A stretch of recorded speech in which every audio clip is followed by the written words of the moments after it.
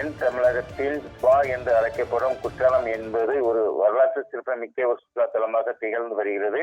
குற்றாலத்தை பொறுத்தவரை சுற்றுலாத்தலம் மட்டும் இல்லாமல் ஒரு ஆன்மீக தளத்திலும் சிறந்து விளங்கி வருகிறது. இங்கு உள்ள ஐந்தருவி, மேனருவி, பழைய குற்றாலம், புலியருவி, சிற்றருவி, பழைய குற்றாலம் உள்ளிட்ட அருவிகள் உள்ளது. இந்த அருவிகளில் வருடந்தோறும் குளிப்பதற்காக இந்த சீசன் என்பது ஜூன், ஜூலை, ஆகஸ்ட் 3 மாதங்கள் மட்டும்தான் சீசன் காலமாகும். இந்த சீசன் காலங்களில் நாடெங்கிலும் இருந்து லட்சக்கணக்கான சுற்றுலா பயணிகள் வந்து செல்வது வழக்கம். இந்த வருடம் சீசன் என்பது முன்கூட்டியே தொடங்கியது. அதாவது தென்மேற்கு பருவமழை தொடங்கிய காலத்தில் இருந்து சீசனாக கருதப்படுகிறது. தொடங்கிய நாள் முதலில் இருந்து அனைத்து அருவிகளும் தண்ணீர் என்பது ஆர்ப்பரித்து கொட்டி வந்தது.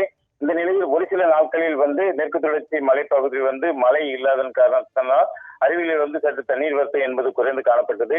இந்த நிலையில் மீண்டும் வடகிழக்கு பருவமழை துவக்கத்தில் இருந்தே தென்காசி மாவட்டத்திலும் மற்றும் மேற்கு தொடர்ச்சி மலைப்பகுதிகளிலும் இடைவிடாத கனமழை பெய்தது. இதன் காரணமாக ஒரு சில நாட்களில் பெரும் வெள்ளப்பெருக்கு, காட்டாற்று வெள்ளம் உள்ளிட்ட வெள்ளப்பெருக்குகள் ஏற்பட்டது. இந்த நிலையில் தான் தற்போது அனைத்து அருவிகளும், அதாவது குறிப்பாக ஐந்தருவி, மேனருவி, சிற்றருவி, புலியருவி உள்ளிட்ட அருவிகளில் தண்ணீர் வரத்து என்பது தொடர்ந்து சீராக விழுவதால் விடுமுறை நாட்களை கழிப்பதற்காக குடும்பமாய் குற்றாலம் நோக்கி சுற்றுலா பயணிகள் வெளியூர்களில் இருந்து அதிகப்படியான சுற்றுலா பயணிகள் குற்றாலம் நோக்கி படையெடுத்து வந்த வண்ணம் உள்ளனர்.